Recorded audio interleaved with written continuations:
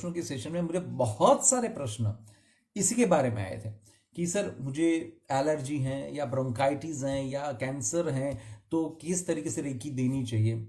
मैंने उन कभी भी प्रश्नों का जवाब आपको लाइव सेशन में नहीं दिया था। उसका मुख्य कारण ये था कि सबसे पहला मेरा क्वेश्चन आप सभी को ये बनेगा, जैसे कि आज की जो सेशन जो मैंने पसंद की है वो दोस्तों ऐसी सेशन है जिन लोगों ने भी रेकी का शक्तिपात लिया है, चाहे वो पहला लेवल है, चाहे वो दूसरा लेवल है, तीसरा लेवल है, कोई सा भी लेवल है, सिर्फ वही लोग आज जो मैं सेशन बताने जा रहा हूं उसका प्रयोग कर पाएंगे।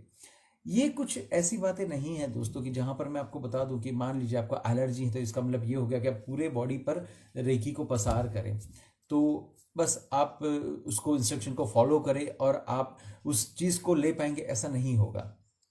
इसके लिए सबसे पहला रिक्वायरमेंट होता है कि आपका शक्तिपात होना जरूरी है। आपके गुरु आपको जब तक शक्तिपात न दें, जब तक आप शक्ति के चैनल, रेकी के चैनल नहीं बनते हैं, तब तक आप अपने हाथों को चाहे कहीं पर भी रखें, एनर्जी प्रभावित नहीं होगी, एनर्जी का आगे विस्तरण न होगा। तो प्लीज दोस्तों मैं सबसे पहले आपको ये इतना निवेदन करना चाहता हूं, जितने भी लोग जुड़े हैं आप देखिए इस वीडियो को, मैं मना नहीं कर रहा हूं, लेकिन जिन लोगों ने रेकी नहीं सीखा है वो इसका प्रयोग नहीं कर पाएंगे। मान लीजिए कर भी लिया, चिंता मत कीजिएगा, इसके कोई साइड इफेक्ट्स नहीं है, लेकिन एक बात है कि कोई इफेक्ट्स भी नहीं है, इसका मतलब कि आपको कोई इतना फायदा न होगा। जैसे बोलते हैं ना कि गुरु का ज्ञान है, कुदरत का आशीर्वाद है, प्रेम है, तब जाके आप इन सब चीज़ों को कर पाएंगे। मैं दूसरा एक थोड़ा सा आपको बता दूं कि आप में से जिन लोगों ने पहला लेवल क्लियर किया का मेरा मतलब ये बनता है कि जिन लोगों ने शक्तिपात लिया, पैरेलल ईमानदारी के साथ 21 दिन का शुद्धिकरण भी लिया है, सिर्फ वही लोग इस दिशा में आगे बढ़ पाएंगे। जिन लोगों ने ईमानदारी के साथ वो नहीं कर पाए या 21 दिन पूरा नहीं कर पाए, तो इसका मतलब ये हो गया कि उनके बॉडी में अभी जो शक्ति की जो बात है, जो एनर्जी की बात है, वो सही ढंग से डेवलप नहीं हुई है। तो वो लोग भी इसका प्रयोग अगर करेंगे तो परिणाम न मिलेगा।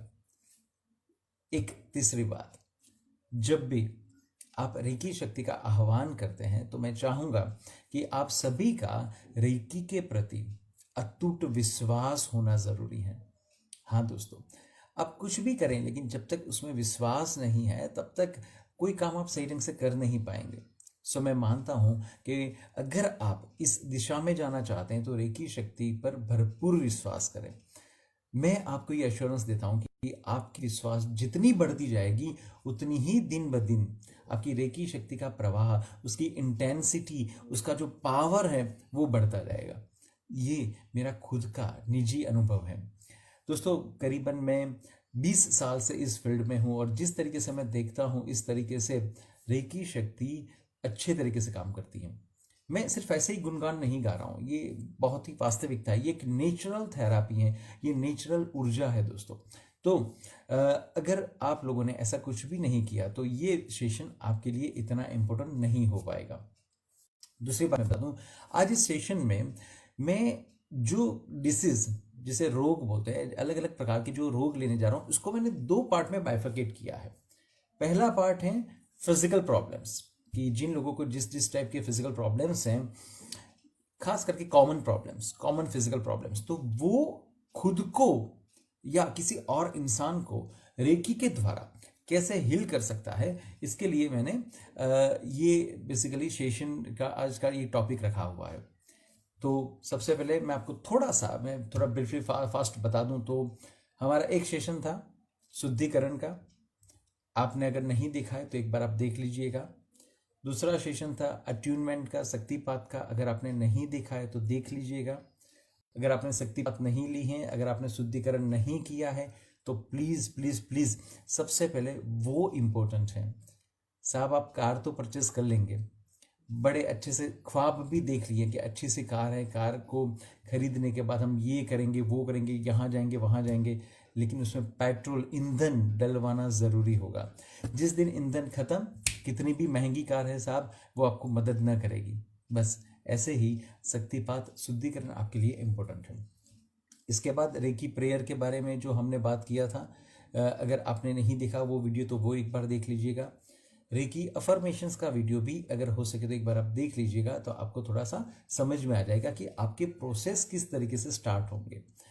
आज हम सिर्फ और सिर्फ जो कॉमन फिजिकल प्रॉब्लम्स है उसी को कवर करने का प्रयास करेंगे।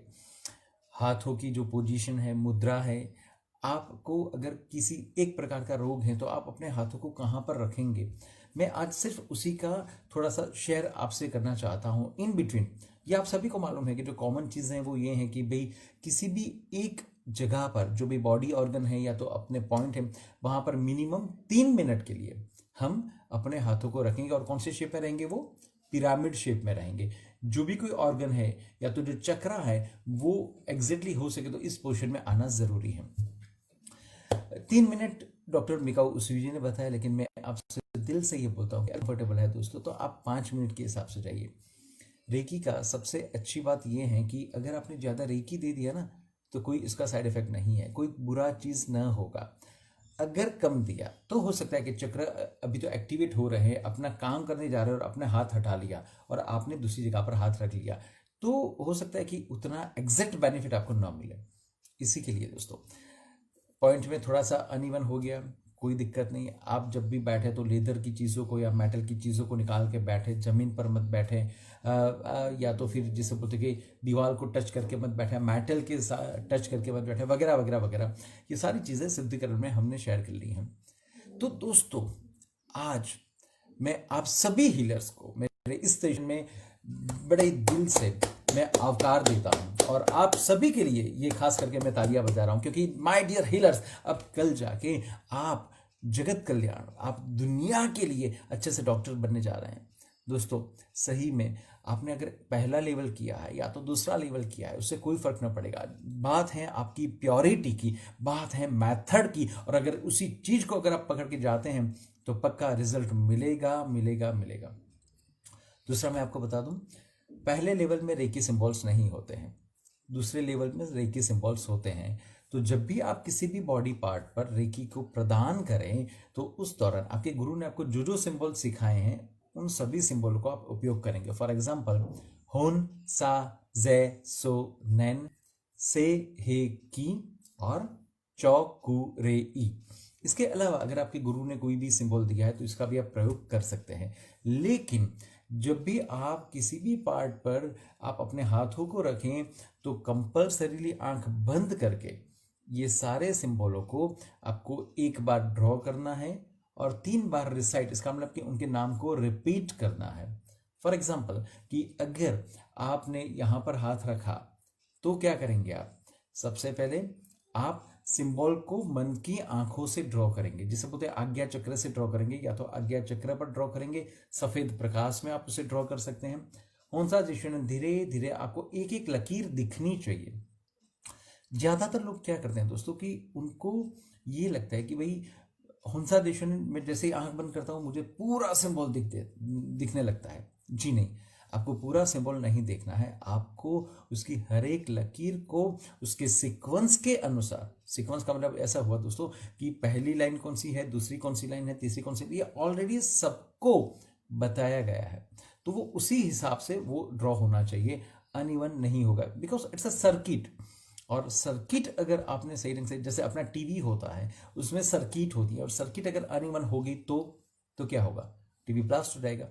चिंता मत कीजिए, यहां पर आप ब्लास्ट नहीं होंगे, लेकिन रेकी का जो आप फल या तो जो परिणाम एक्सपेक्ट कर रहे हैं वो शायद तक आपको न मिले। इसी के लिए वहां पर सबसे पहले होंसाजेशन है, इसके बाद से है कि, इसके बाद चौकुरे, लेकिन चौकुरे वगैरह भी ड्रॉ करने की जो मेथड आपके गुरु ने सिखाई है उसी के हिसाब से आप जाइएगा। मान लीजिए कुछ लोगों ने थर्ड ए किया हुआ है तो वो क्या करेंगे? तो वो सबसे पहले उनको मास्टर सिंबल मिला होगा तो वो सबसे पहले ड्रॉ करेंगे दाई कु म्यो, इसके बाद हुन सा जे सो नैन, से हे की और चौ कु रे ई। इस तरीके से वो इसी सीक्वेंस में सारे सिंबल को सबसे पहले दाइकुम्यो एक एक लकीर खींच के उसको ड्रॉ करेंगे, फिर 3 बार बोलेंगे दाइकुम्यो दाइकुम्यो दाइकुम्यो। इसके बाद आप हुंसा जेशुन ड्रॉ करेंगे, 3 बार बोलेंगे, सेहिकी ड्रॉ करेंगे, 3 बार बोलेंगे, चौकोरे ड्रॉ करेंगे, 3 बार बोलेंगे। ठीक है, बराबर। अगर मान लीजिए ये थर्ड ए तो नॉर्मल हो गया, थर्ड बी है तो थर्ड बी का मतलब वो रेकी मास्टर टीचर बन गया, उनको भी यही सिंबल्स होंगे। फिर ग्रैंड मास्टर, गुरु, वो अपने अपने तरीके से सिंबल्स को ऐड करते जाएंगे। अगर आपने क्रिस्टल रेकी सीखा हुआ है और अगर इस दौरान अगर आप हीलिंग के दौरान क्रिस्टल का भी यूज करना चाहते हैं तो क्रिस्टल की जो सिंबल है उसका भी आपको प्रयोग करना होगा। जी हाँ, तो सबसे पहले आएगा क्रिस्टल का सिंबल, इसके बाद आएगा दाइकुम्यो, इसके बाद होन्सा डिशुनेन सेहेकियन चोकोरे। आई होप कि आप सभी लोग इस चीज को समझ पा रहे हैं। सिर्फ पहले लेवल जिसने किया है वो सिर्फ और सिर्फ अपना हीलिंग कर पाएंगे और उनके पास कोई सिंबल अवेलेबल नहीं है। जिन लोगों ने सेकंड लेवल किया है उनके पास मिनिमम 3 सिंबल अवेलेबल है, वो खुद को हील कर सकते हैं और किसी और को भी हील कर सकते हैं टच कर कर या तो डिस्टेंस लेवल पर।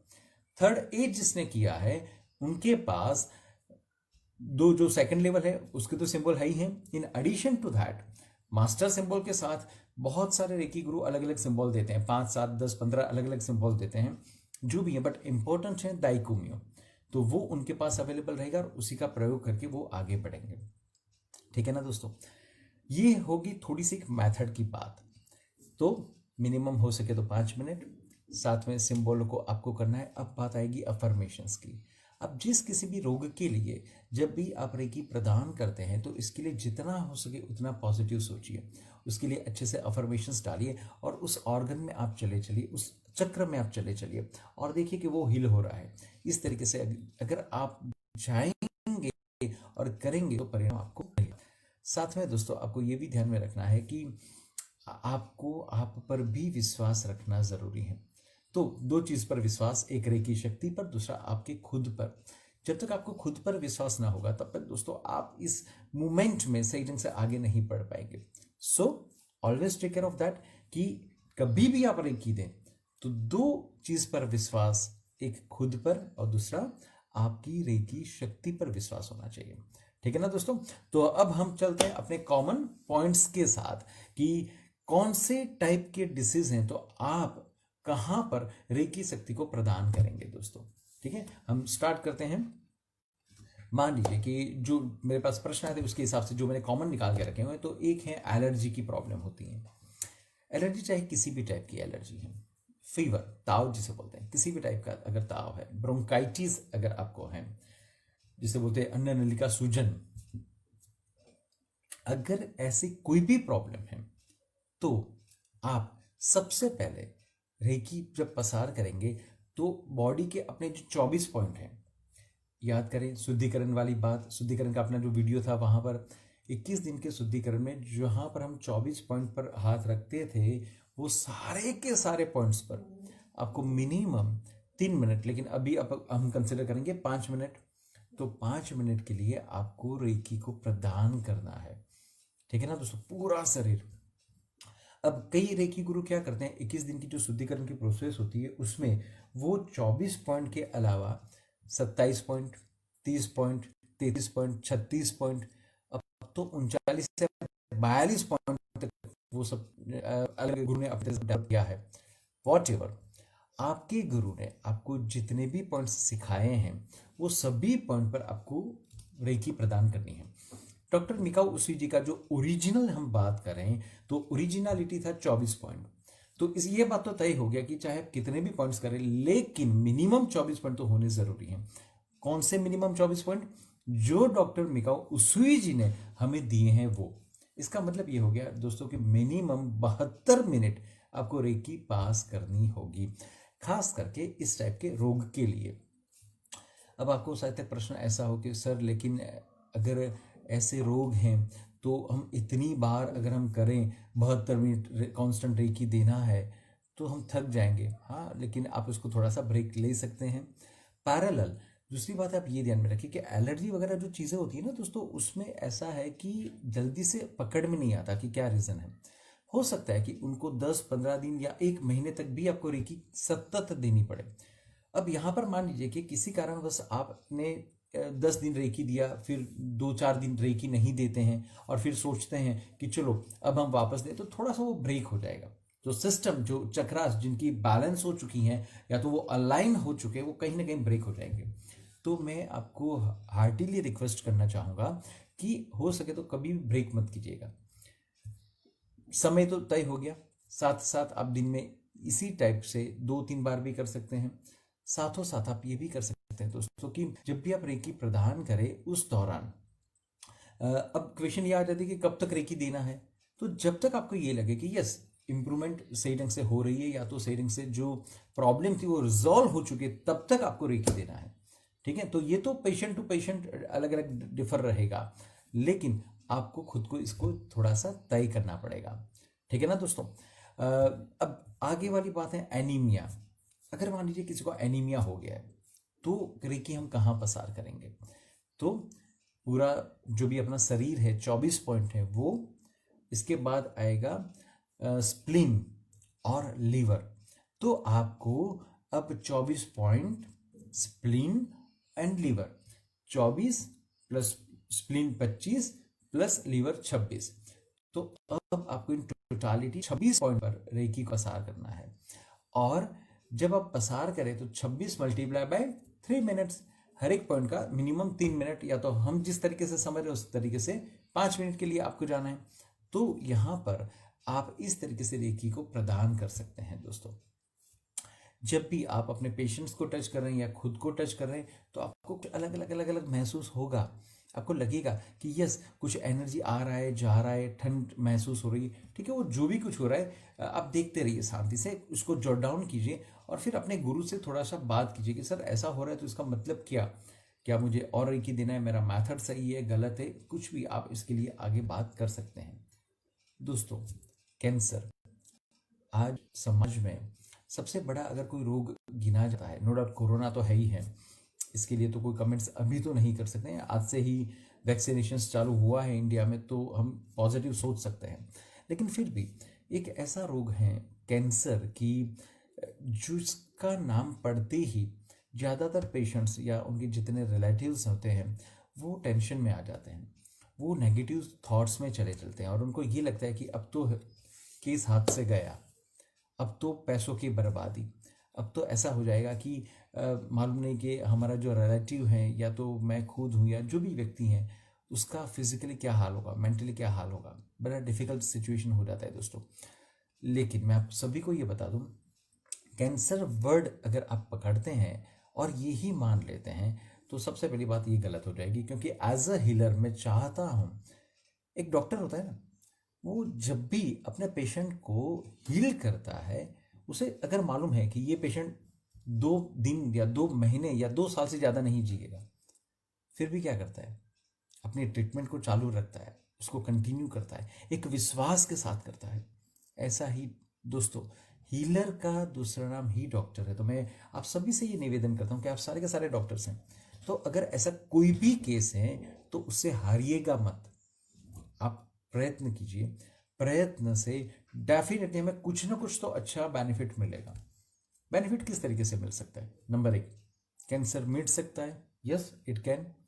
नंबर 2, हो सकता है जिस तरीके से कैंसर स्प्रेड हो रही है, जो उसका जो जिसे बोलते स्पीड है, स्पीड को हम कम कर सकते हैं।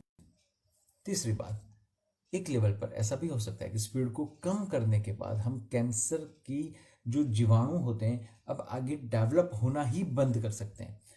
एक था स्पीड को कम किया, इसका मतलब कि चालू तो है ही कैंसर को स्प्रेड होना, लेकिन हम कहीं ना कहीं उसको रोक के बैठे हैं।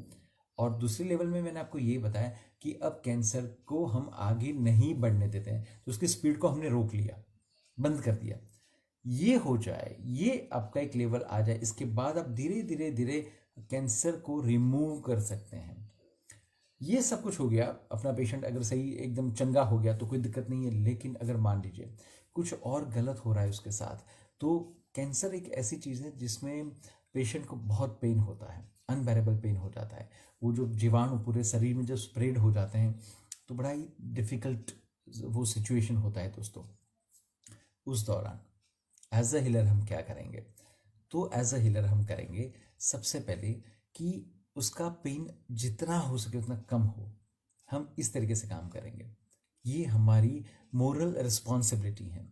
देखिए, अगर मान लीजिए कि आप उस डिसीज को कट नहीं कर सकते हैं, उसमें से हील नहीं कर सकते हैं, तो कम से कम उसकी जो पेन है, जिस पेशेंट को पेन हो रहा है, कम से कम उसको तो कम कीजिए। तो हम ये काम कर सकते हैं कि उनके पेन में जितना हो सके उतना कटौती कर सकते हैं। यस दोस्तों, दूसरी बात ऐसी है कि मेरा एक पेशेंट था जिनको पैनक्रियास का कैंसर था। वो कैंसर के बाद वो अचानक ही डिटेक्ट हुआ, और आप सभी को मालूम है कि कैंसर के अलग अलग लेवल होते हैं, पहला लेवल, दूसरा लेवल, तीसरा लेवल वगैरह वगैरह। यूएस में इसी चीज़ को डिफरेंट डिफरेंट लेवल से भी वो बुलाते हैं। तो बहुत ही पेन था, तो उनके रिलेटिव ने मेरे से कांटेक्ट इसलिए किया कि सर इनको पेन बहुत है, तो आप कुछ ऐसा कर सकते हैं कि जिसमें उनको पेन में रिलीफ हो। देखिए, हाँ, लास्ट स्टेज का कैंसर था, तो उनको भी ये मालूम था कि ये व्यक्ति 10 दिन से ज़्यादा नहीं जिएंगे, डॉक्टर ने बोल दिया था। वो फिर भी वो मेरे पास आए और मुझसे ये बोलते हैं कि सर प्लीज़ आप ऐसा करें कि कम से कम उनको पेन रिलीफ हो। तो हम एज अ हीलर हम पेन रिलीफ के लिए भी ट्राई कर सकते हैं। ज़रूर नहीं कि हम हर बार यही सोचे डिसीज को रिमूव करना, डिसीज से इसे बाहर निकालना है। नो डाउट फर्स्ट प्रायोरिटी वो रहेगी, लेकिन अगर नहीं कर सकते हैं तो हम इस तरीके से आगे बढ़ सकते हैं दोस्तों। दूसरी बात मैं आप सभी को बताना चाहूँगा दोस्तों कि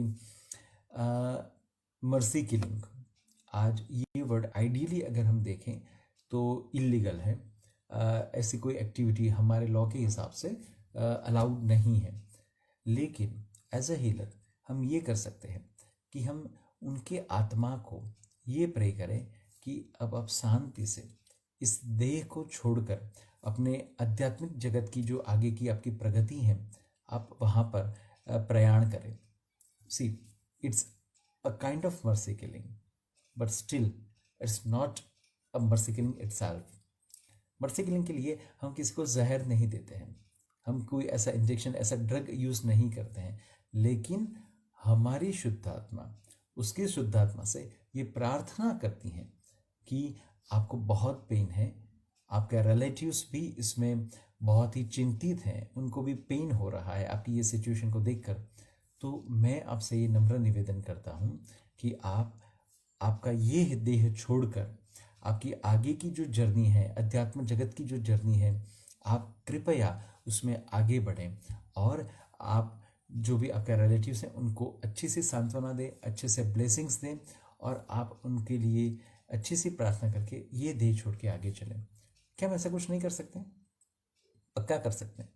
तो ये बात होती है इस तरह की हीलर की। तो आप इस तरह देखो, हीलिंग का मतलब जो मैंने बताया वो डिफरेंट डिफरेंट है, आप इस हिसाब से जा सकते हो। और आप सभी को ये मालूम है कि अगर कैंसर कम से कम 2 लेवल तक है तो रेकी शक्ति से डेफिनेटली कैंसर को रिमूव किया जाता है, रिमूव हो सकता है।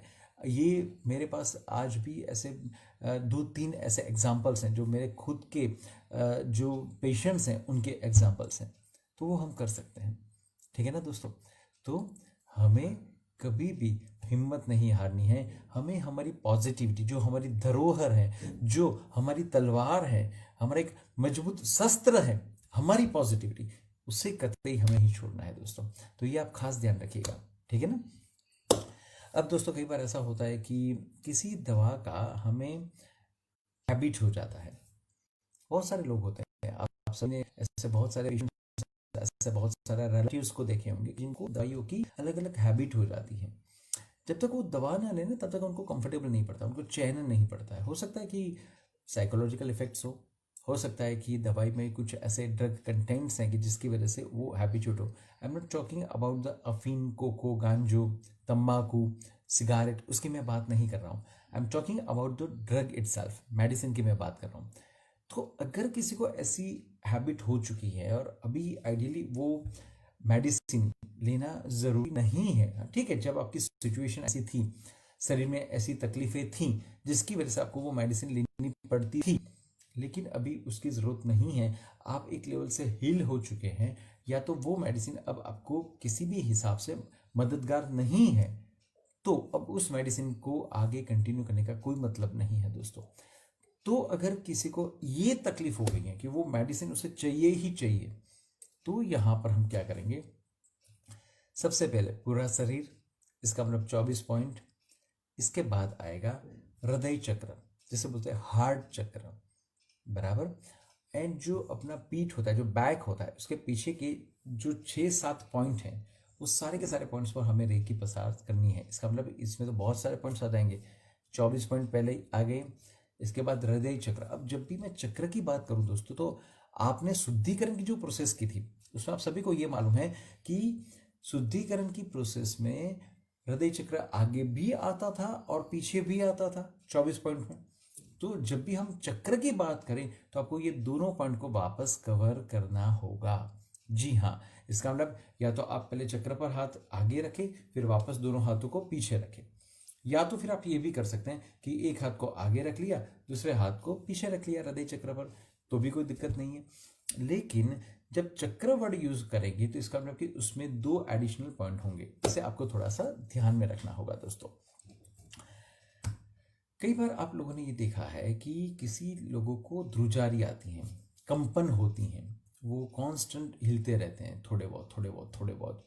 हमारे अच्छे से एक टीवी एक्टर थे, आई थिंक श्रीराम लागू। आप में से जिन लोगों की एज 50-60 प्लस हैं, शायद इन लोगों ने उस एक्टर को देखा होगा।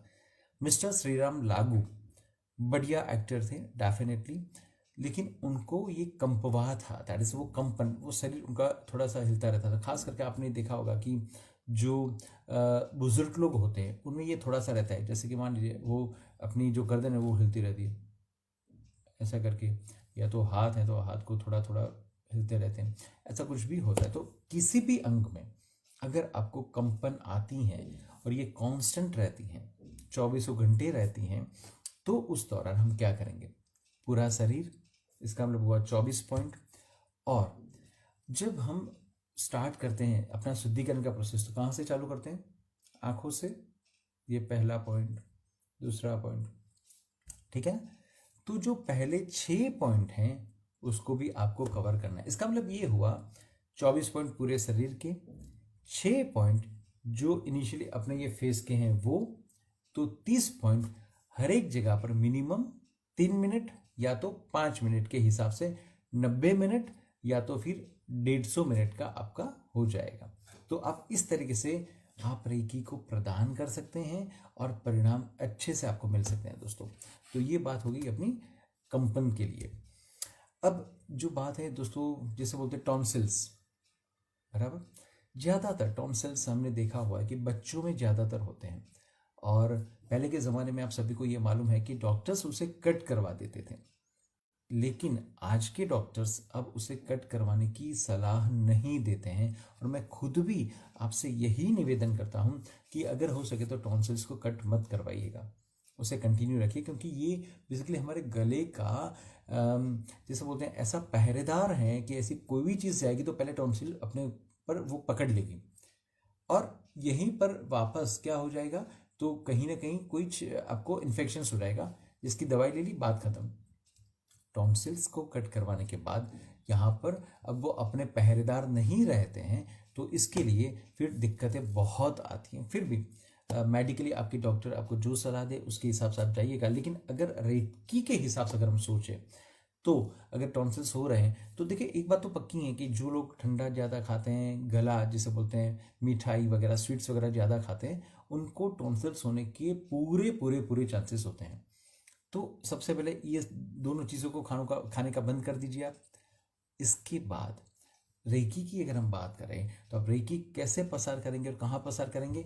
तो जो हेड पॉइंट्स है अपने, दैट इज कि जो ये पहला वाला पॉइंट, 1 2 3, तो ये जो अपने पहले 3 पॉइंट हैं, देन द जॉ, यहाँ पर इस तरीके से आप रेकी को पसार करेंगे दोस्तों। बात ये हो जाएगी कि अब आपको शायद तक ये लगे कि चलो पहले 3 पॉइंट है, ठीक है, लॉजिकली सोचे तो पहले आंख है, फिर कान है, और फिर टेम्पल्स हैं या तो जॉ है, तो टॉन्सिल होता यहाँ पर है, और यहाँ पर तो हम हाथ रखते ही नहीं है, हमने हाथ यहाँ यहाँ यहाँ रखा, तो ऐसा कैसे हो सकता है? यस दोस्तों, बेसिकली ऐसा है कि डॉक्टर मिकाओ उसुई जी का ये कहना है कि हमारी जो बॉडी है वो बॉडी के अलग अलग जो पार्ट्स हैं वो अलग अलग पार्ट्स अपने अपने तरीके से काम करते हैं, कुछ इमोशंस भी अपने अपने तरीके से काम करते हैं। तो इसके लिए आप निश्चिंत रहिए कम से कम आप इस तरीके से रेगुलर बेसिस पर आप रेकी प्रदान करेंगे तो आई अश्योर यू कि आपको बेनिफिट मिलेगी मिलेगी मिलेगी, ये पक्का बात है। ठीक है दोस्तों, अब बात ये हो जाती है कि कई बार मान लीजिए किसी ने कोई ऐसा जैसे बोलते हैं नशे वाली चीज़ खा ली, जैसे बोलते हैं भांग महाशिवरात्रि में आपने कई बार देखा होगा, वो आदमी शराब जिंदगी में नहीं पीता है, लेकिन महाशिवरात्रि के दिन भांग का प्रसाद तो लगता ही लगता है। अपना कैपेसिटी है नहीं साहब, और फिर भी कैपेसिटी से ऊपर जाके भांग लगा दिया। अब होशो हवास नहीं है, हम पागलपंती कर रहे हैं कुछ न कुछ।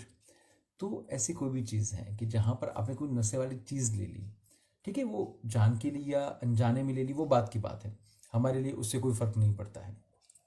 लेकिन ऐसी कोई भी नशे वाली चीज़ आपने ले ली है और लेने के बाद उसकी जो नशा है, उस नशे को हमें उतारना है, तो उसके लिए हम रेकी प्रदान करेंगे। सबसे पहला होगा जो हमारे हिट पॉइंट्स हैं वहाँ पर 1 से 3 नंबर के पॉइंट पर हम रेकी प्रदान करेंगे। इसके बाद मणिपुरा चक्र जिसे बोलते हैं सोलार प्लेक्सस पर हम रेकी प्रदान करेंगे। वापस सोलार प्लेक्सस मणिपुर चक्र का मतलब हुआ आगे के पार्ट में भी मणिपुर चक्र का जो पॉइंट है वो, एज वेल एज पीछे के पार्ट में भी जो मणिपुर चक्र का पॉइंट है वो वहाँ पर। ऐसा ही स्वादिष्टान चक्र जिसे हम बोलते हैं हारा चक्र, आगे का हारा चक्र एज वेल एज पीछे का हारा चक्र। इस तरीके से हम रेकी प्रदान करेंगे। कितने समय तक करेंगे तो आप हर एक पॉइंट पर मिनिमम 5 मिनट समझ के या तो 10 मिनट समझ के कर सकते हैं। और वो ये करीबन बात होती है, ये 1-2 दिन की ही बात होती है, क्योंकि जैसे ही वो सब कुछ निकल गया बात खत्म, फिर रेकी की ज़रूरत नहीं है। तो इसके लिए ये टेम्पररी ही आपको यूज़ करना है। जैसे यूज़ किया, रिजल्ट मिल गई, बात खत्म, फिर वो रीअक्कर कभी नहीं होता है। जैसे मान लीजिए कुछ ऐसे रोग होते हैं दोस्तों कि जहाँ पर मैं बोलता हूँ कि भाई आप मिनिमम 15 दिन के लिए रेकी प्रदान करें या मिनिमम 1 महीने के लिए रेकी प्रदान करें, क्योंकि मुझे मालूम है कि आज रेकी प्रदान करने के बाद वो रोग की जो इंटेंसिटी वो कम हो रही है, लेकिन वो जो जीवाणु है वो मरते नहीं है, और या तो बोले कि वो हमारे बॉडी में से निकले नहीं हैं। तो 15 दिन कांस्टेंट या महीना कांस्टेंट रेकी प्रदान करने के बाद ही वो सही ढंग से पूरा हील होगा। आप सभी को ये मालूम है कि एलोपैथी में डॉक्टर कुछ दवाइयाँ देते हैं तो वो डोज देते हैं 3 दिन का, 5 दिन का। It's a cycle. एलोपैथी की भी एक साइकिल है कि जिसमें आपको जितने दिन के लिए दवाई लेनी है पूरा उतना दिन दवाई ली तो उसके जो केमिकल हैं वो अपने बॉडी में सेटिंग से काम करेंगे। अगर आपने वो ब्रेक लगाई तो वो काम नहीं करेंगे, ऐसा हो जाता है। ऐसे ही रेकी में होता है कि ये एक साइकिल है, तो साइकिल के हिसाब से कुछ ऐसे रोग हैं तो वहाँ पर आपको मिनिमम 15 दिन या मिनिमम 1 महीना रेकी देना ही देना है। चाहे आपके पेशेंट को या आपको अच्छा लगने लगे तो बंद मत कीजिएगा, कंटिन्यू रखिएगा, बराबर। तो उसका जो आपको रिजल्ट मिलेगा वो एक्सेलेंट मिलेगा। That will be little bit unbelievable result you will get. Okay, great. Then child conceiving stage, गर्भावस्था जिसे बोलते हैं। आप सभी को मालूम है कि गर्भावस्था हमारे जीवन में एक नई रौनक लेके आता है, एक नई सोच लेके आता है, एक नया ही जुस्सा लेकर आता है। जो लेडी खुद गर्भावस्था में है उसकी तो आनंद की एक अलग ही चरम सीमा होती है। उसके जो घर वाले होते हैं, जो भी उनके स्नेह संबंधी होते हैं, उनका भी उस दौरान अगर हम देखें तो जो टोन होता है, जो एटीट्यूड होता है वो डिफरेंट रहता है। वो सब मज़े में होते हैं। लेकिन दोस्तों हम सभी को मालूम है कि उस दौरान तकलीफ ये है कि गर्भ उस औरत के पेट में है। हम कैसे भी करके उस गर्भ को टच नहीं कर सकते हैं।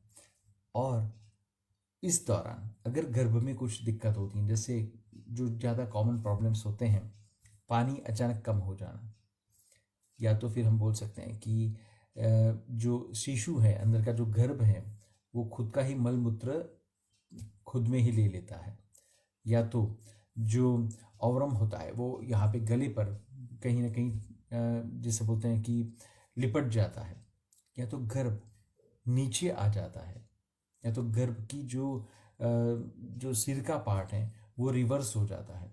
ऐसे कुछ नॉर्मल कॉम्प्लिकेशंस होते हैं जिसमें माता को और बच्चे को दोनों को भविष्य में नुकसान हो सकता है, जान जा सकती है। ऐसा भी हो सकता है, या तो कई बार हमें ऐसे कॉम्प्रोमाइज़ करने पड़ते हैं कि किसी एक को बचाते हैं और किसी एक को हमें मारना पड़ता है। एनी हाउ दोस्तों, जो भी है, लेकिन ये गर्भावस्था के दौरान अगर आपको रेकी प्रदान करने के ऐसा कोई इश्यूज ना आए तो आप कैसे प्रदान करेंगे? तो सबसे पहली बात, हृदय चक्र, हार्ट चक्र पर हम रेकी प्रदान करेंगे। देन मणिपुर चक्र, that is the solar plexus, चक्र, हरा चक्र, मूलाधार चक्र, रूट चक्र, गर्भाशय और साथ में अपना 5 नंबर का पॉइंट और नीज पर हम रेकी करेंगे, नीज घुटने पर रेकी को प्रदान करेंगे दोस्तों। बेसिकली ऐसा है दोस्तों कि नॉर्मली आज एज अ, मैं ऑनेस्टली बताऊं तो as a Reiki practitioner, as a Reiki guru, Reiki guru, बहुत सारे लोग ऐसे हैं कि गर्भ को कंसीव करने से पहले हमारे पास आते हैं और बोलते हैं कि सर हम चाहते हैं कि हमारा गर्भ अच्छा सा कंसीव हो, इसके लिए आप हमें रेकी प्रदान करें। So before they start to plan to conceive a child, they consult we people. ऐसा है, कई लोग ऐसे होते हैं कि जब उनको ये समझ में आता है कि इस गर्भ 3 महीने का हो गया, अब पक्की बात है कि प्रेगनेंसी है, पक्की है, इसके बाद भी वो आके हमसे ये बोलते हैं कि सर आप हमें रेकी प्रदान करें। रेकी तरीके से प्रदान कर सकते हैं। एक, माता स्वस्थ रहे, दूसरा उसका गर्भ स्वस्थ रहे, तीसरा ये कहेगा कि गर्भावस्था के पूरे दौरान कहीं पर भी, या तो जब बर्थ हो उस दौरान कहीं पर भी माता या बच्चे को कोई दिक्कत ना हो, तो इस इंटेंशन के साथ भी हम रेकी को प्रदान कर सकते हैं। कई लोग ऐसे भी होते हैं जो 7वें महीने में आते हैं, जो अपने माता पिता के घर जाते हैं और उस टाइम उस दौरान वो आते हैं। लोग ऐसे होते हैं कि चाइल्ड का बर्थ हो जाए, इसके बाद भी करीबन वो 1.25 महीना, 3 महीने या 6 महीने तक भी रेकी को कंटिन्यू करवाते हैं, जो भी है। लेकिन दोस्तों, आप इस तरीके से गर्भावस्था के दरमियान कोई भी दिक्कत है तो उस दिक्कत को आप इस तरीके से रेकी प्रदान करके सॉल्व कर सकते हैं। मस्त मजेदार बात है ना, मजा आएगा ना ये दोस्तों। ये सब सुनने के बाद ऑनेस्टली बोलना, आप सभी को ऐसा नहीं लग रहा कि यस बॉस, हम भी डॉक्टर्स हैं, ठीक है, शायद तक पढ़े नहीं हम, इतना डॉक्टरी का ज्ञान नहीं है हमारे पास, लेकिन फिर भी हम डॉक्टर से शायद तक कम नहीं है। हम उस लेवल पे जाते हैं कि जहाँ पर हम अच्छे अच्छे भाव डालते हैं और जो भी जो तकलीफ़ें हैं उस पेशेंट्स की, उसे हम हील करने का ट्राई करते हैं, ठीक है ना। तो अल्टीमेटली मुझे तो कई बार यही मज़ा आता है, यही सोच जो आती है कि ठीक है, मैं डॉक्टर तो नहीं बन पाया, लेकिन मैं काम कुछ ऐसा ही कर रहा हूँ जो डॉक्टर्स करते हैं, ठीक है। उनका ज्ञान थोड़ा सा अलग है, हमारा ज्ञान अलग है, उनकी मैथडोलॉजी अलग है, हमारी मैथडोलॉजी अलग है, लेकिन आज के विज्ञान ने हमें डॉक्टर के सप्लीमेंट्स बताए हैं। आज बहुत सारी संस्थाएं हैं, या तो डॉक्टर इटसेल्फ या तो साइंस इटसेल्फ, या तो ऐसे ऑर्गेनाइजेशंस भी आज ये बोलते हैं कि रेकी जो है वो एक सप्लीमेंट थेरापी है। सप्लीमेंट का मतलब ये हुआ कि मेन नहीं है, लेकिन सप्लीमेंट तो है, ठीक है ना दोस्तों। तो मुझे तो बहुत मज़ा आता है कि यस बॉस, हम कुछ कर रहे हैं। Is it okay, fine. अब आंखों की समस्या, आइज प्रॉब्लम। कई बार ऐसा होता है दोस्तों कि बच्चा जन्म लेता है तब से आंखों की तकलीफ होती है, या तो एजिंग की प्रॉब्लम होती हैं, जब जब जैसे जब बढ़ते हैं ऐसे प्रॉब्लम, या तो आपकी व्यवसाय कुछ इस तरीके से जिसकी वजह से आंखों की प्रॉब्लम होती है, जिसमें होता है कैटरेक्ट, मोतिया, या हो सकता है पानी झरना, या विजन धीरे धीरे कम होना, या अंदर की नर्व्स सूख जाना। ऐसे डिफरेंट डिफरेंट बहुत सारे आंखों की लगती, चाहे कितने भी प्रॉब्लम है, कितने भी प्रॉब्लम है, ये फुंसी हो जाती है कई बार अपने को। तो अगर आंखों के लिए कोई भी तकलीफ है तो आप रेकी कहाँ प्रदान करेंगे? सबसे बड़ी बात, जो हमारे हेड पॉइंट्स हैं, हेड पॉइंट्स में point number 1, point number 2 and point number 5, वहाँ पर हम रेकी प्रदान करेंगे। साथों साथ हमारे पग के जो तलिए हैं, तलवे जो हैं, वहाँ पर फिट, दोनों पैरों के जो फीट हैं, वहाँ पर हम रेकी प्रदान करेंगे दोस्तों। यस, तलवों पर। वापस आपकी पॉइंट यही आएगी कि सर यार आंखों की प्रॉब्लम है, आप आंखों पर अगर प्रदान करें, या तो आप इस पोर्शन में अगर रेकी प्रदान करने की बात करें तो कुछ समझ सकते हैं। तलवों पर पसार करने का क्या मतलब होता है? हाँ जी, तलवों पर एक्चुअली ऐसा है दोस्तों कि आप सभी को ये मालूम है कि हमारे शरीर की जो ग्रंथियां हैं वो एक दूसरे ऑर्गन के साथ टच है। एक्यूप्रेशर, एक्यूपंक्चर्स, आप सभी को मालूम है कि अगर हम कुछ यहाँ पे दबाते हैं तो उसकी इफेक्ट हृदय पर जाती है, ऐसा कुछ है समथिंग, मुझे माफ़ कीजिएगा, मुझे वो एग्जैक्टली नहीं मालूम वो थेरापी के बारे में, लेकिन इतना तो विश्वास है कि वो कुछ काम करती हैं, ये हकीकत है। दबाते यहाँ पर हैं और हृदय पे या जो भी उसका कुछ पॉइंट होगा उसी ऑर्गन पे कहीं ना कहीं वो उसका इम्पैक्ट होता है। इसका मतलब ये हुआ कि रेकी शक्ति में भी वही चीज़ है कि आप जिस किसी भी ऑर्गन पे अगर आप हाथ रखते हैं तो इसकी इम्पैक्ट बहुत डिफरेंट डिफरेंट ऑर्गन या चक्र पर हो सकती है और उसके हिसाब से वो काम करेगा। Simple, that's it. तो ज़्यादा सोचने की ज़रूरत नहीं है, तलवों पर आप अच्छे भाव डालिए और रेकी शक्ति को प्रदान करें। देखिए, आप सभी को ये मालूम है कि आपको किसी को कॉन्फिडेंस देना है, सिर्फ कॉन्फिडेंस देना है, तो बातें कर रही, अपनी बॉडी लैंग्वेज आपने दिखा दी, वो सब कुछ सही है, लेकिन साथों साथ अगर आप आपके हाथों को उसके शोल्डर पर रखते हैं तो उसकी कॉन्फिडेंस खुद ब खुद बढ़ जाएगी। It's a touch therapy. आप आज भी, मैं बहुत सारे ऐसे मेरे पेशेंट्स हैं कि जहाँ पर मैं ज़्यादातर ये प्रेफर करता हूँ कि उनको थोड़ा सा टच करूँ। टच करने से क्या होता है, हमारी संवेदना उनकी संवेदना के साथ मिल जाती हैं, घुल मिल जाती हैं। मेरे जो अच्छे भाव हैं वो उनमें चले चलते हैं, उनमें एक विश्वास आता है, उनको लगता है कि यस, अब कोई इंसान आया जो मेरे बारे में सोचेगा, जो मेरे लिए कुछ करेगा। सिर्फ टच करना है और कुछ नहीं करना है। मैंने ये ज़्यादातर देखा हुआ है, ज़्यादातर बुजुर्ग लोग होते हैं, उनको मैं ज़्यादातर हाथों को, उनके हाथों को अपने हाथों में लेके टच करके शांति से बात करता हूँ। वो जो इम्पेक्ट होती है ना, एक्सलेंट होती है। तो रेकी का तो प्रयोग करेंगे ही करेंगे, साथ में टच थेरापी का हमने प्रयोग कर लिया। चाहता क्या है अपना, और हम दिल से कर रहे हैं, तो दिल से कर रहे हैं तो उस दौरान अगर उस व्यक्ति के हाथों को शांति से स्पर्श करें, हमारे भाव गलत नहीं है, तो फिर वो इम्पेक्ट होगा, डेफिनेटली इम्पेक्ट होगा। Is it? ऐसा छोटा बच्चा होता है, जब हम उससे बातें करें तो उसके सिर पर हाथ फिराते हैं, या उनके जो गाल होते हैं वहाँ पर, चिक्स जो है वहाँ पर अगर हाथ फिराते हैं, उससे बातें करते हैं, उसके साथ शेक करते हैं, वो धीरे धीरे आपके कॉन्फिडेंस में आ जाता है। और फिर जब हम रेकी प्रदान करते हैं तो उसकी इम्पेक्ट होती है। इसी तरीके से तलवों पर या ऐसे कहीं पे जहाँ पर भी आपको ये लग रहा है रोग अलग हैं, ये बातें कर रहे किसी और ऑर्गन पर टच करने की, तो वो कैसे काम करेगा, तो ऐसे साइंसेस होते हैं और इस हिसाब से आप आगे जा सकते हैं दोस्तों। Then normal problem, headache. वैसे भी अभी सर्दी की सीज़न है तो ज़्यादातर लोगों को ठंड की वजह से हेडेक रहती है। तो हेडेक की प्रॉब्लम है आपकी, या जिसे बोलते हैं आधा सीसी, तो उसमें ऐसा होता है कि सुबह जब उठते हैं तो वो भारी लगता है, धीरे धीरे धीरे कम होता है, तो वो रेगुलर, उसके लिए कुछ अलग हम आयुर्वेदा में बोलते हैं कि वो सुबह सुबह जलेबी और दूध खाओ वगैरह। जो भी अपने अपने जो भी थियरी है वो सही है। रेकी से अगर हम बात करें तो क्या होगा, तो जो भी आधा से वगैरह है, तो इसमें हमारे सिर के पॉइंट नंबर 1 से 6 पॉइंट पर हम रेकी प्रसार करेंगे। साथ ही साथ हृदय चक्र, हार्ट चक्र पर भी हम रेकी प्रदान करेंगे। तो इससे हमारी जो प्रॉब्लम है उसमें कटौती होगी होगी होगी, पक्का होगी। Yes, exactly. सो दोस्तों, हम इसी तरीके से हम आगे बढ़ सकते हैं। शायद तक पुष्पा जी ने ये बोला कि भाई आवाज़ शायद तक मेरी नहीं आ रही, ऐसी बात है। अब आई होप कि आवाज़ अब आनी चाहिए। Pushpa ji, are you getting my voice? तो अगर आपको आवाज़ आ रही है तो प्लीज़ आप थंब अप कीजिएगा तो मुझे समझ में आएगा। देन दोस्तों, कई बार कई लोगों को होता है कि चक्कर आ जाते हैं, बार बार एपिलेप्टिक अटैक्स हो जाते हैं।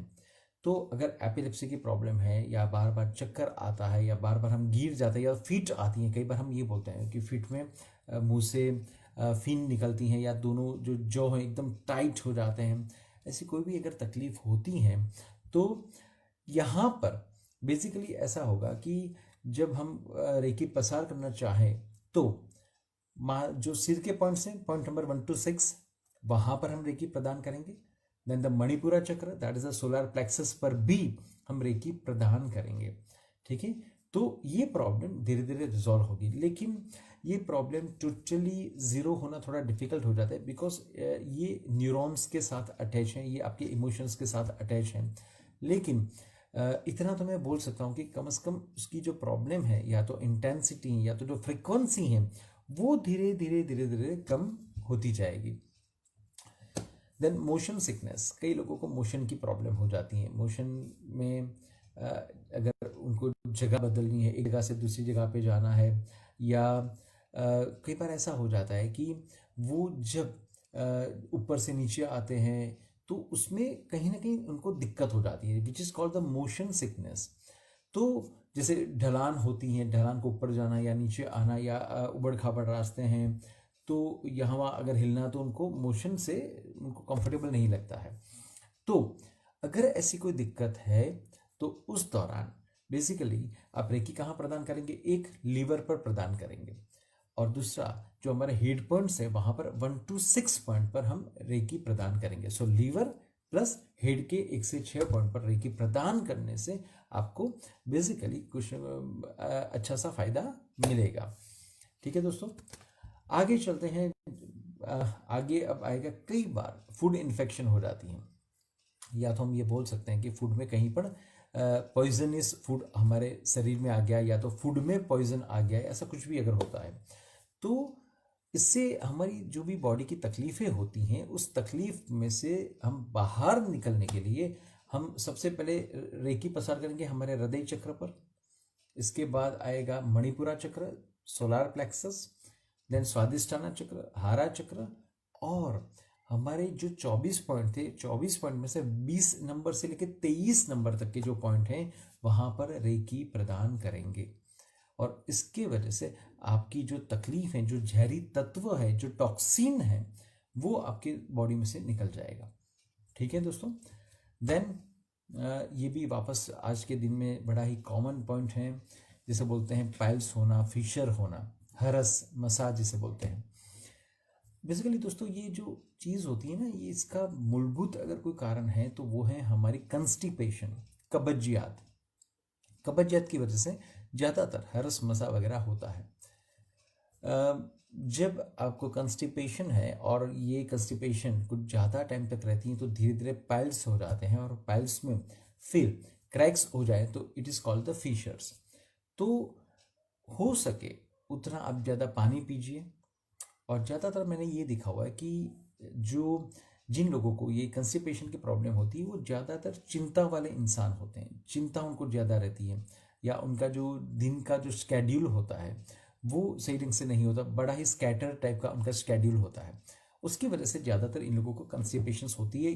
दूसरी बात, जो लोग एंटीबायोटिक्स लेते हैं, कोई रोग है और लेनी पड़े वो अलग चीज़ है, और जिन लोगों को एक आदत हो चुकी है एंटीबायोटिक लेते ही रहते हैं, जैसे मैंने ये देखा हुआ कि बहुत सारे बुजुर्ग लोग होते हैं जिनको बॉडी पेन रहती ही रहती हैं, कभी बैक की प्रॉब्लम है, कभी नी की प्रॉब्लम है, कभी पैरों की प्रॉब्लम है। ठीक है, तो वो लोग ज़्यादातर एंटीबायोटिक लेते हैं।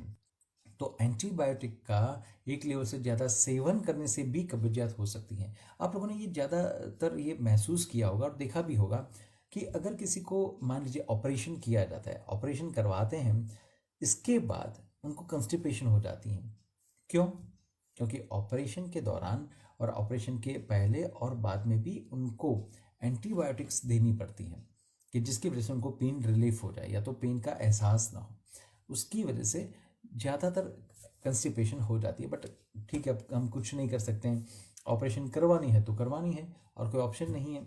बट वॉट एवर, अगर ऐसा कुछ भी है कि, तो अगर आपको पाइल्स हो गए या फिशर हो गए, तो आपको सिर्फ और सिर्फ एक ही पॉइंट पर रेकी प्रदान करनी है, और वो है अपना एनस का पार्ट, या तो हम ये बोल सकते हैं कि जो अपना बैक का जो पोर्शन है, जो स्पाइनल कॉर्ड है, जो अपना करोड़ रज्जु है, उसका जो लास्ट पॉइंट है, 24वां पॉइंट जिसे बोलते हैं, वहाँ पर आपको रेकी प्रदान करनी है, और इससे कंस्टिपेशन की प्रॉब्लम धीरे धीरे रिजॉल्व हो जाएगी। साथों साथ जो आपकी टेम्पररी जो फिशर हैं, या तो फिर जो पाइल्स हो चुके हैं, उसमें भी आपको रिलीफ होगी। या कई बार ऐसा होता है कि उसमें ब्लीडिंग आती है, तो ब्लीडिंग में भी आपको पक्का इससे बेनिफिट मिलेगा। ठीक है दोस्तों, इसके बाद है दोस्तों आर्थराइटिस, वापस बड़ा ही कॉमन प्रॉब्लम, जिसे बोलते हैं कि जॉइंट्स जो हैं वो दुखते हैं, पेन उनमें रहती हैं, आर्थराइटिस डॉक्टर बोलते हैं। इसका मतलब ऐसा हो गया कि भाई आपके घुटने हैं, या आपके शरीर का जो पार्ट है, आपकी जो हार्ड हैं, दैट इज जिसे बोलते हैं बॉन्स हैं, अब वो डिटोरिएट होते जाते हैं। आजकल तो ऐसा देखा गया है कि छोटे छोटे बच्चों में भी कई बार आर्थराइटिस की प्रॉब्लम आ जाती है। क्यों? क्योंकि वो किसी भी चीज को कांस्टेंट करते हैं। जैसे मान लीजिए एक छोटा सा बच्चा है, वो स्पोर्ट्स में अच्छे तरीके से आ जा रहा है। अब स्पोर्ट्स वो दिन के करीबन 10 घंटे 12 घंटे कांस्टेंट करता रहता है, तो क्या होगा? उनके जो बॉन्ड्स हैं, बॉन्ड्स में तकलीफ होगी ही होगी। तो किसी भी चीज का एक्सेसिवनेस होना वो कहीं ना कहीं तकलीफ करता है। और आर्थराइटिस की दूसरी बात हो जाती है कि पूरे जीवन में, देखिए दोस्तों, ज़्यादातर अगर हम देखें तो हम हमारी जो जीवन शैली जो है उसको अगर हम थोड़ा सा देखें तो बचपन, जवानी, तब तक तो क्या था, हमने बॉडी पर फोकस ही नहीं किया था। बस हम दौड़ते जा रहे थे, या तो किसी सोच के साथ या तो बस ऐसे ही। कोई टारगेट था या नहीं था हमें कुछ नहीं मालूम था। तो अल्टीमेटली ऐसा था दोस्तों कि जब भी हम ऐसी कोई बातें करते हैं, ऐसी कोई चीज़ें करते हैं, तो उसकी वजह से हमारे जो बॉन्ड्स हैं वो बॉन्ड्स कहीं ना कहीं डिटोरिएट होते हैं। तो आर्थराइटिस जिसे बोल सकते हैं। तो आर्थराइटिस की अगर प्रॉब्लम है तो उस दौरान हम कहाँ पर रेकी प्रदान करेंगे? हमारे घुटने, नीज पर प्रदान करेंगे। देन किडनीज, और जो भी आपका अफेक्टेड एरिया है, इसको बोलते हैं असरग्रस्त पार्ट जो है, मुझे आर्थराइटिस प्रॉब्लम है यहाँ पर है, फ्रोजन शोल्डर की बात, आर्थराइटिस की बात कर रहा हूँ, या नेक की कोई बात है, या तो नीज है, या ऐसे कोई भी जो जॉइंट्स हैं वहां पर अगर प्रॉब्लम है तो वहां पर हम हाथ रखेंगे। सो आई रिपीट, सबसे पहले घुटने, इसके बाद किडनीज, और इसके बाद एग्जैक्टली आपको जहां पर प्रॉब्लम है वहां पर आप आपके हाथों को रखेंगे।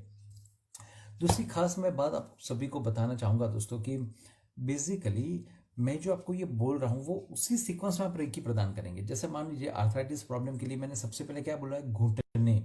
इसके बाद मैंने बोला किडनीज।